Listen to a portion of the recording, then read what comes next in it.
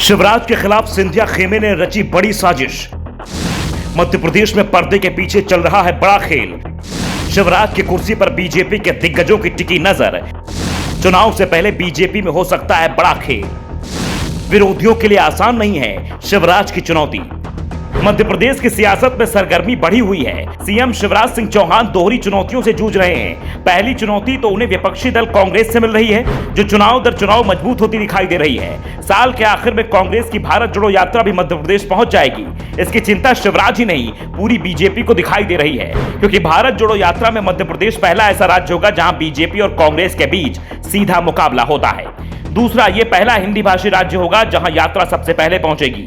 इसके साथ ही शिवराज को दूसरी चुनौती बीजेपी के अंदर अपने विरोधियों से भी मिल रही है, और विरोधी भी वो जिनके चलते ही शिवराज सिंह चौहान इस बार सत्ता में वापस लौट पाए हैं। नहीं तो जनता ने उन्हें विपक्ष में बैठने का आदेश दे दिया था। सबसे बड़ी बात, विरोधी शिवराज पर तो कर रहा है, लेकिन खुलकर नहीं।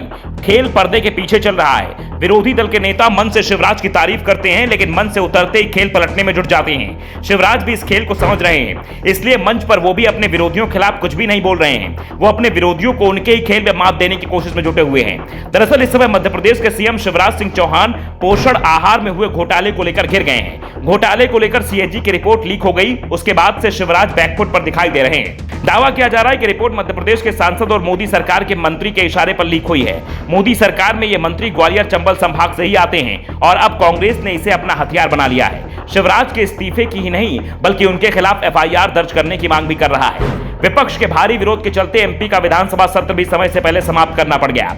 शिवराज के करीबी दावा करते हैं कि सीएम को घेरने में सिंधिया का ही हाथ है। उनके समर्थकों पर शक है कि सीएजी लीक कराने में उनका हाथ है।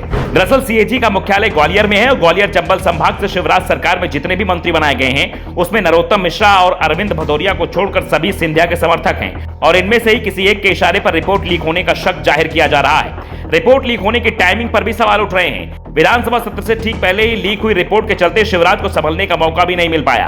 दावा किया जा रहा है कि लड़ाई अधिकारियों और अधिकार को लेकर चल रही है। मध्य प्रदेश विधानसभा चुनाव में 1 साल का समय बचा हुआ है, और भारतीय राजनीति में इस समय चुनाव के साल भर पहले का समय मुख्यमंत्रियों पर सबसे भारी पड़ने लगा है। बीजेपी हो या कांग्रेस, चुनाव से पहले अपने मुख्यमंत्री को बदलने की परंपरा सी बनती दिख रही है। बीजेपी तो पिछले 5 साल में आधा दर्जन बार अपने सीएम बदल चुकी है, तो कांग्रेस भी उसी राह पर आगे बढ़ रही है। चुनाव से पहले कांग्रेस ने पंजाब का सीएम बदला, अब राजस्थान का सीएम बदलने की तैयारी लगभग हो चुकी है। छत्तीसगढ़ में भी भूपेश बघेल की कुर्सी सुरक्षित नहीं मानी जा रही है। राजस्थान और छत्तीसगढ़ में भी अगले साल चुनाव होना है। बीजेपी तो इस खेल में कांग्रेस से 4 कदम आगे दिखाई देती है। सीएम बदलने की संभावना पर ही राज्य में खेल शुरू हो चुका है। शिवराज को घेरने की कोशिश बीजेपी के नेता ही कर रहे हैं। शिवराज के खिलाफ कैलाश विजयवर्गीय और ज्योतिरादित्य सिंधिया दोनों ही सक्रिय दिखाई दे रहे हैं। बीजेपी की लड़ाई कांग्रेस दूर से देख रही है, क्योंकि वो इसमें अपना फायदा देख रही है। Bureau report, the Navdarpan news.